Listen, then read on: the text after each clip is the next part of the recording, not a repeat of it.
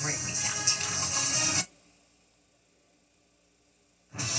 Tonight, breaking news as we come on the air. An active shooter reported at Emory University just a short time ago. Multiple shots fired. And President Trump setting a date for a meeting with Vladimir Putin in the U.S. First, the images coming in. Police swarming the scene, flooding the streets near Emory University. Sources telling ABC News officers exchanged gunfire with the suspect. Authorities ordering everyone to shelter in place. Pierre Thomas with late details coming in at this hour. Late today, President Trump saying he will meet with Vladimir Putin very soon about a possible ceasefire in the war in Ukraine. The president suggesting Putin wants peace. When and where will the meeting take place? And will Ukraine's President Zelensky be there? The Canyon Fire in Southern California exploding in size, burning across 5,000 acres in a matter of hours. More than 10,000 people forced from their homes. 14 large fires now burning across the state. Firefighters from California to Colorado battling flames in near record temperatures. More than 50 million Americans under dangerous heat alerts. Trevor Ault in California. Tonight, Israel's major escalation in Gaza. Israel's security cabinet approving plans to seize Gaza City. Protesters calling it a death sentence for the remaining hostages held by Hamas. It comes as the humanitarian crisis worsens by the day. A balcony collapsing as Palestinians tried to reach an aid package caught on a building. Developing tonight after a week on the run, the alleged gunman arrested, accused of killing 4 people in a small town. Frightening moments on board the world's largest cruise ship, a waterslide breaking on Royal Caribbean's Icon of the Seas, a passenger injured, water pouring onto the deck below. The powerful moment in court, a remarkable act of forgiveness. The woman hugging the defendant who killed her husband in a hit and run. The wildly popular toy targeted by thieves, surveillance video showing dozens of boxes stolen, the store saying they're worth thousands of dollars. And remembering an American hero, Apollo 13 Commander Jim Lovell, famously portrayed by Tom Hanks. Houston, we have a problem. The crew flying from the Earth to the moon and back, while America and the world held its breath. From ABC News World Headquarters in New York, this is World News Tonight with David Muir. Good evening. Thanks for joining us on this Friday night. I'm Wade Johnson in for David. Several developing stories as we come on tonight. A meeting between Donald Trump and Vladimir Putin is now set. We'll have more on where and when it will take place. But we begin with that breaking news. An active shooter on the campus of a major university. Shots fired at Emory University in Atlanta. The campus put on lockdown. Area residents urged to stay indoors. The site near the headquarters of the CDC. A massive law enforcement response, including a SWAT team and the FBI. Witnesses describing the frightening scene unfolding. ABC's Pierre Thomas leads us off with late details just coming in. Tonight, dozens of police and SWAT teams swarming the scene near Emory University in Atlanta after reports of an active shooter. Reports of multiple shots fired just after 5 p.m. Suddenly I got email and the message from Emory campus saying that there's an active shooter right up at Emory Point CVS, and that is actually where I live. University officials posting an urgent warning to students. Run, hide, fight. Residents in the vicinity told to stay indoors and to lock their doors. The campus not far from CDC headquarters. Sources tell ABC News local police encountered what they believed was an armed suspect and attempted to engage the person exchanging gunfire. There's nothing I can do except for feeling like sad or scared. Tonight, the FBI is offering assistance, and the White House says that it's monitoring this incredibly dangerous situation. Whit? Pierre Thomas for us, thank you. Another developing story we're watching tonight. President Trump late today announcing a meeting between himself and Russian President Vladimir Putin right here in the United States to discuss ending the war in Ukraine. He had threatened sanctions against Russia starting today, but instead agreed to this meeting to take place next Friday in Alaska. Here's ABC's chief White House correspondent, Mary Bruce. Tonight, President Trump announcing a meeting between him and Russian President Vladimir Putin to discuss ending the war in Ukraine is a go. We're going to have a meeting with Russia. The president saying that meeting will happen in Alaska next Friday. Trump had given Russia until today to stop the fighting or face additional sanctions, but the fighting has only intensified. And instead of being slapped with sanctions, Putin now preparing to sit down with Trump. The president had been pushing for the meeting to also include Ukrainian President Zelensky, but now moving forward with just Putin. President Putin, I believe, wants to see peace, and Zelensky wants to see peace. Now, President Zelensky has to get all of his everything he needs, because he's going to have to get ready to sign something, and I think he is working hard to get that done. As for what's on the table, Trump suggesting a deal could involve some exchange of territory. We're actually looking to get some back and some swapping. It's complicated. It's actually nothing easy. It's very complicated, but we're going to get some back. We're going to get some switched. There'll be some swapping of territories to the betterment of both. The big question tonight, the president asked if this meeting is Russia's last chance to achieve peace. I don't like using the term last chance. I think my instinct really tells me that we have a shot at it. Mary Bruce back with us now. And Mary, the other headline from the White House tonight, the president directing the U.S. military to target foreign drug cartels. This would be an aggressive step in the Trump administration's fight against the cartels. The president directing the Pentagon to prepare options to use military force against some drug cartels in Latin America that have been deemed to be terrorist organizations. Now, one official telling us nothing is imminent, and this would certainly raise a host of legal questions. Mary, thank you. Another story we're watching late today, the urgent manhunt for the suspect wanted for shooting and killing 4 people in Montana after a week on the run. Authorities say the suspect is now under arrest. Here's ABC's Melissa Adon. Exactly 1 week after 4 people were shot to death in a Montana bar, setting off a massive manhunt. Tonight, authorities announcing the suspect is in custody. Police say a surveillance camera captured 45-year-old Michael Brown, an Iraq War veteran, fleeing the Owl Bar in the town of Anaconda last Friday, where he allegedly killed a bartender and 3 customers. We have a visual of someone on Ash Street. He is believed to be armed and extremely dangerous. For days, search teams scoured this mountain area while police urged residents to stay inside and lock their doors. By all indications, this is an unstable individual who walked in and murdered 4 people in cold blood for no reason whatsoever. The suspect lived next door to the Owl Bar, and police say he was known to law enforcement with a drug history. Melissa Adon, thank you.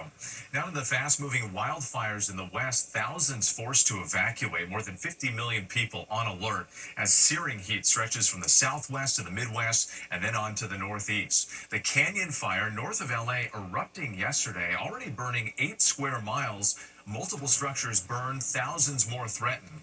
Smoke blowing hundreds of miles away. This was the sunrise in Las Vegas this morning. Here's ABC's Trevor Ault from Southern California. Tonight, the West is a tinderbox with multiple wildfires raging out of control. The Canyon Fire burning north of LA. At one point Thursday, torching a football field every 2 seconds. Overnight, hundreds of firefighters tried to take advantage of cooler temperatures, digging fire lines amid the flames, using everything from bulldozers to chainsaws to clear brush. But by daybreak, the Canyon Fire was still out of control. More than 10,000 people are under evacuation orders here, and you can see why. Look at this gap through the tree line in the front yard. That hilltop is on fire. It's now scorched more than 8 square miles and counting. In Colorado, the Lee Fire and the Elk Fire, scorching more than 117 square miles of land combined. Todd Morris has lived and raised animals there for more than 50 years. It's devastating. The country that we grew up in is gone. The fires have been fueled by the hottest temperatures of the season so far, from California to Arizona. What's your name? Our Phoenix affiliate out with first responders treating this person in 118-degree heat. Even an hour from now, he would have had a very different outcome, and we probably would have been working a cardiac arrest at that point. And that extreme heat is fueling powerful storms in the plains. More storms in the forecast tonight. And look at the remnants of this building destroyed by the Canyon Fire here. The property owner says the flames got within about 20 feet of his house. A gust of wind would have burnt that too. And tonight the Canyon Fire is still not yet contained. We can see all that devastation. Trevor Ault, thanks so much. Let's get right to Chief Meteorologist Lee Goldberg of our New York station WABC. And Lee, the extreme heat is now moving east. Wait, it is on the move, but the origin of that heat is still going strong as well. For instance, in the desert southwest, the excessive heat warnings, they're going to go into early next week with highs near 110 to the north. Still the fire danger high in the Great Basin. The heat is expanding into the plains and Midwest. Triple-digit feels like from Dallas to Kansas City all the way into Peoria tomorrow. Then into the northeast by the end of the weekend. We could have record highs in Buffalo over to Burlington. And here in New York City, we're set for the third heat wave of the season. On the edge of that heat, we're talking storms and the eastern two-thirds of the country. The signal is hot into next week. The storms tonight, it's it's all the way in Sioux Falls up to about Duluth, and tomorrow night it'll be Des Moines up to Green Bay. We could have strong winds, even some hail, even a brief tornado. Yes, some storms, but heat will be the big story into next week. Whit? Lee Goldberg, as always, thank you. Overseas tonight, Israel's cabinet has approved a plan to take control of Gaza City and relocate an estimated 1 million Palestinians. The major escalation is sparking condemnation from hostage families and European allies. Even Israel's military is raising concerns. ABC's chief foreign correspondent, Ian Pannell, reports from Israel.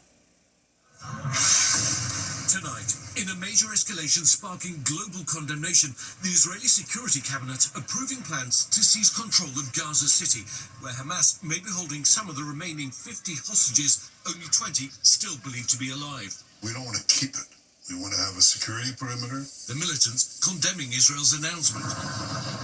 An estimated 1 million people, half of Gaza's entire population, may be forced to relocate. Despite new aid airdrops, humanitarian groups saying Gaza's hunger crisis is worsening. Horrifying new video out of Gaza City showing a balcony collapsing as a crowd desperately tried to reach an aid parachute that got caught. We met one group of Palestinians approved to leave Gaza for urgent medical treatment in Jordan. Among them, children, some hit by shrapnel from the shelling, suffering from infected wounds. Noor's 8-month-old daughter Hannah needs a heart operation. She weighs less than 9 pounds. We're dying 1,000 deaths a day, she says, and she fears once her little girl recovers, they'll be sent back into Gaza, into a war that looks set to get even worse. Which Netanyahu saying he wants to free Gaza from Hamas and get the remaining hostages out. But after 22 months of war, Israel has failed to completely do either. The UN now warning this new plan will increase the killing, the suffering, and the devastation. Whit? Ian Pannell in Israel again tonight. Thank you. Now to the frightening incident on the world's largest cruise ship. A piece of a massive water slide breaking off, injuring a passenger inside. Tonight, what we're hearing from witnesses who watched it all unfold. Here's ABC's Morgan Norwood. Tonight, a terrifying scene aboard the world's largest cruise ship. Stop the slide! A piece of acrylic glass breaking off as a guest went down the frightening boat water slide from Royal Caribbean's Icon of the Sea. Oh my God. That adult passenger injured, a cascade of water streaming down to the deck below. All of a sudden, people start screaming, yelling, freaking out. We see the water slide, and there's just water gushing out of a huge hole out of the back of it. Maddie Adams from North Carolina witnessing the accident, telling ABC News she later saw a man bleeding in a wheelchair. Employees were trying to shield him with towels. There's like plexiglass, acrylic glass from the slide on the deck below. It's honestly a miracle that nobody was severely injured. That vessel traveling between the U.S. Virgin Islands and the Bahamas when the incident took place Thursday. That water slide, the tallest drop slide at sea, with riders descending nearly 50 vertical feet. In a statement, Royal Caribbean saying its team provided medical care to the injured guest, who is in stable condition, and that the water slide is now closed pending an investigation. And the Icon of the Seas had its maiden voyage in January of last year. It's due back at the port of Miami tomorrow. Morgan Norwood, our thanks to you tonight.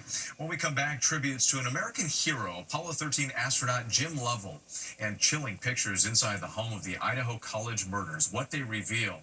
And a moving act of forgiveness, a woman hugging the defendant accused of killing her husband in a hit and run. Next tonight, chilling images of the Idaho College murders are now being made public following the sentencing of convicted killer Bryan Kohberger. Crime scene photos inside the house where 4 students were viciously stabbed to death. There is blood on the walls, doors, and floor. 2 handprints can be seen on one of the windows. A picture of the open sliding glass door Kohberger used to get into the house. He's now serving 4 consecutive life sentences for the murders.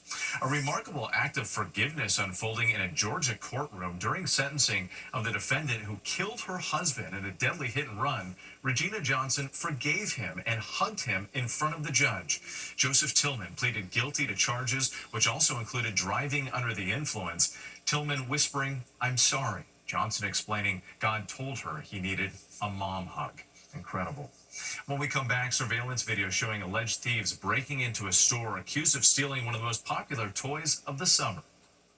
Index tonight, authorities searching for thieves making off with thousands of dollars worth of a wildly popular stuffed toy in La Puente, California. Labubu's mischievous-looking rabbit-eared creatures sell for about $30, but go for much more on secondary markets. A store owner sharing this surveillance video here, saying it shows at least 4 masked people breaking into the store, stealing dozens of boxed toys. No arrests have been made. A passing to note, we learned today Green Bay Packers legend Billy Houghton has died. He was believed to be the NFL's oldest living star, one of the most productive wide receivers of the pre-Super Bowl era. He still holds the team's single-game record with 257 receiving yards against the Los Angeles Rams in 1956. Billy Houghton was 95. NASA releasing an incredible image of an interstellar comet racing across our solar system. The comet from another system is traveling at about 130,000 miles per hour. Discovered July 1st, the Hubble Space Telescope capturing one of the most detailed images yet of the comet. NASA says it's no threat to Earth. When we come back, remembering an American hero, Apollo 13 astronaut Jim Lovell. ABC World News Tonight with David Muir, sponsored by Progressive. Tonight, remembering Apollo 13 commander Jim Lovell, his ill-fated mission to the moon and back while America and the world held its breath. It was April 13th, 1970, 55 years ago. Apollo 13 mission, the NASA astronauts turning a catastrophic accident into a triumph of American ingenuity. And astronaut Jim Lovell was commanding the mission. The crew of Apollo 13, there. Nice. Jim Lovell was a Navy test pilot before becoming an astronaut aboard Apollo 8 in 1968 when they took this now iconic photo of Earth. We were so curious, so excited about being at the moon that we were like 3 school kids looking into a candy store window, watching those ancient old craters go by. When we determined that we would get and burn into the lunar orbit on Christmas Eve, we thought, boy, we ought to say something. What can we say? Reading from the Bible on the creation of our planet. God called the light day, and the darkness he called night, and the evening and the morning was the first day. 2 years later, he would command Apollo 13. Now, with his usual good humor and enthusiasm, Jim Lovell faces his next voyage. When all of a sudden, something went wrong. The world riveted, immortalized in the 1995 film, Tom Hanks playing Jim Lovell saying that famous line. Houston, we have a problem. But in fact, those words weren't exactly said like that. Here is the actual sentence uttered by a strikingly calm module pilot, Jack Swigert, and then repeated by Lovell. Okay, Houston, we've had a problem here. This is Houston. Say again, please. Houston, we've had a problem. The command module had lost power. The oxygen tanks were leaking precious air supply into space. The Apollo 13 spacecraft has lost all electrical power. The astronauts aboard and mission control scrambled together an incredible plan to keep them alive and get them home. Stand by, 13. We're looking at it. After 4 days in space, a hero's welcome in the Pacific Ocean. Late today, NASA announcing Commander Jim Lovell has died at the age of 97. Tonight, Jim Lovell in his own words. Spaceflight is so interesting. The rewards far overshadow the risks. That was my feeling. And we are all grateful. What a legacy. Thanks for watching tonight. I'm Wade Johnson. Have a great night.